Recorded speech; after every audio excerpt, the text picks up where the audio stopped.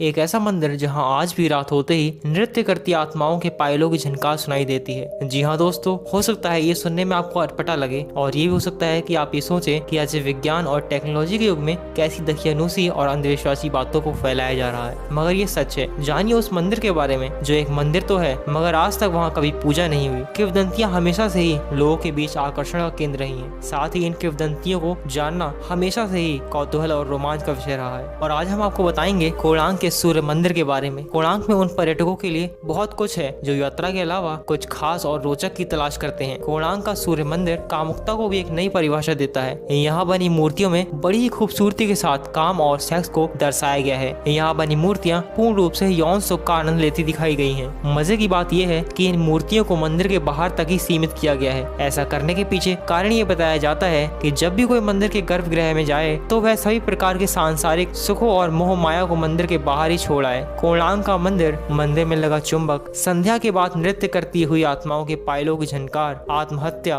मंदिर होते हुए भी आज तक पूजा न होना, ये सब वो बातें हैं जो हर उस व्यक्ति को कोणार्क जाने के लिए प्रेरित करेंगी जिसके अंदर किंवदंतियों को जानने की चाह और रोमांच का मजा लेने का साहस हो। तो आइए विस्तार से जानते हैं कोणार्क और क्या है खास रोमांच वहाँ के सूर्य मंदिर में। कोणार्क का सूर्य मंदिर उड़ीसा राज्य के पुरी शहर में लगभग 23 मील दूर नीले जल से लबरेज चंद्रभागा नदी के तट पर स्थित है। इस मंदिर को पूरी तरह से सूर्य भगवान को समर्पित किया गया है, इसलिए इस मंदिर का संरचना भी सूर्य से जुड़ाव के तहत ही की गई है। इस मंदिर की रचना इस प्रकार की गई है जैसे एक रथ में 12 विशाल पहिए लगाए गए हों और इस रथ को 7 ताकतवर घोड़े खींच रहे हों और इस रथ पर सूर्यदेव विराजमान दिखाए गए हैं। यहाँ मंदिर से आप सीधे सूर्य भगवान के दर्शन कर सकते हैं। मंदिर के शिखर से उगते और ढलते सूर्य को पूर्ण रूप से देखा जा सकता है। जब सूर्य निकलता है तो मंदिर का ये नजारा बेहद ही खूबसूरत दिखता है। ऐसा लगता है जैसे सूरज से निकली लालिमा ने पूरे मंदिर में लाल और नारंगी रंग बिखेर दिया हो। वहीं मंदिर के आधार को सुंदरता प्रदान करते हुए 12 चक्र साल के 12 महीनों को परिभाषित करते हैं और हर चक्र 8 अरों से मिलकर बना है जो दिन के 8 पहरों को दर्शाते हैं। यहाँ पर स्थानीय लोग सूर्य भगवान को विरंची नारायण कहते हैं। यह मंदिर अपनी अनूठी वास्तुकला के लिए दुनिया भर में मशहूर है और ऊंचे प्रवेश द्वारों से घिरा है। इसका मुख पूर्व में उदयमान सूर्य की ओर है और इसके 3 प्रधान हिस्से देउल, गर्भगृह, नाट मंडप, जगमोहन एक ही सीध में है। सबसे पहले नाट मंडप में प्रवेश द्वार है, इसके बाद जगमोहन और गर्भगृह एक ही जगह पर स्थित है। इस मंदिर का एक रहस्य भी है जिसके बारे में कई इतिहासकारों ने जानकारी इकट्ठा की है। कहा जाता है कि श्री कृष्ण के पुत्र शाम को श्राप से कोढ़ रोग हो गया था। उन्हें ऋषि कृटक ने इस श्राप से बचने के लिए सूर्य भगवान की पूजा करने की सलाह दी। शाम ने मित्रवन में चंद्रभागा नदी के सागर संगम पर कोणार्क में 12 वर्ष तक तपस्या की और सूर्यदेव को प्रसन्न किया। सूर्यदेव जो सभी रोगों के नाशक थे,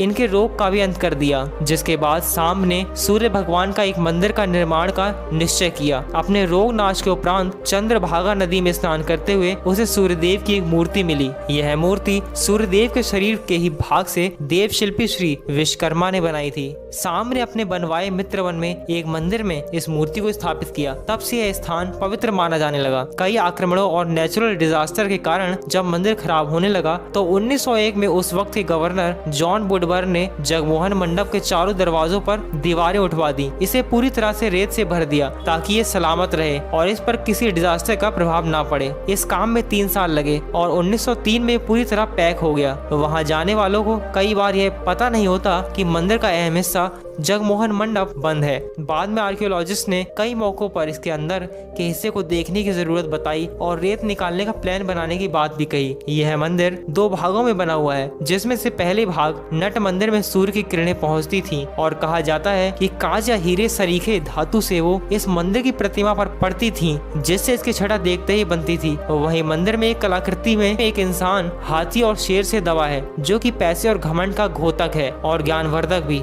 कोणार्क मंदिर से जुड़ी हुई एक खास बात यह भी है, इसमें एक चमत्कारिक बात यह है कि इस मंदिर का निर्माण एक सैंडविच के तौर पर किया गया था, जिसके बीच में लोहे की प्लेट थी जिसमें मंदिर के पिलर रुके हुए थे। ऐसा भी कहा जाता है कि मंदिर के ऊपर एक 52 टन का चुंबक रखा गया था जो कि इन खंभों से संतुलित रहता था। इसी के चलते भगवान सूर्य की जो प्रतिमा थी वो हवा में तैरती हुई रहती थी, जिसे देखकर हर कोई हैरत में पड़ जाता था। कहा जाता है कि इस चुंबक को विदेशी आक्रमणकारियों ने तोड़ा। ऐसा कहा जाता है कि मंदिर के ऊपर रखे चुंबक के चलते समुद्र से गुजरने वाली नाव जो कि लोहे की बनी होती थी इस चुंबकीय क्षेत्र के चलते क्षतिग्रस्त हो जाती थी। वह अपने आप किनारे पर पहुंच जाती थी। इसलिए उस समय के नाविकों ने उस चुंबक को हटा दिया, जिसके बाद ही अंग्रेज यहाँ आ सके। कोणार्क शब्द कोण और अर्क शब्दों के मेल से बना है। अर्क का अर्थ होता है सूर्य, जबकि कोण से अभिप्राय कोने या किनारे से रहा होगा। कोणार्क का सूर्य मंदिर पुरी के उत्तर पूर्वी किनारे पर समुद्र तट के करीब निर्मित है। यह कई इतिहासकारों का मत है कि कोणार्क मंदिर के निर्माणकर्ता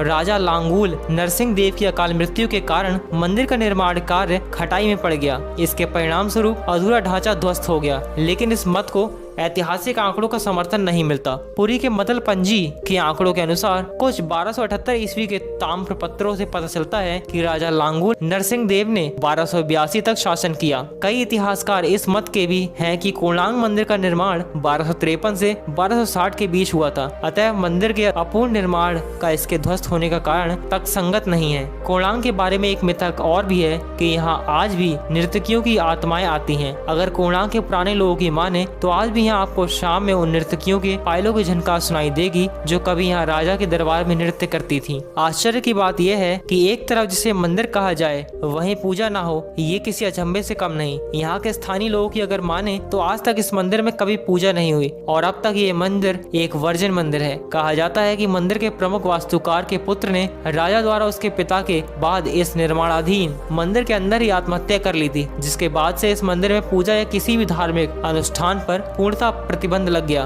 यह मंदिर अपने वास्तु दोषों के कारण मात्र 800 वर्षों में ध्वस्त हो गया। यह इमारत वास्तु नियमों के विरुद्ध बनी थी। मंदिर का निर्माण रथ आकृति होने से पूर्व दिशा एवं आग्नेय एवं ईशान कोण खंडित हो गए। पूर्व से देखने पर पता लगता है कि ईशान और आग्नेय कोणों को काटकर यह वायव्य एवं नैत्रिकीय कोणों की ओर बढ़ गया।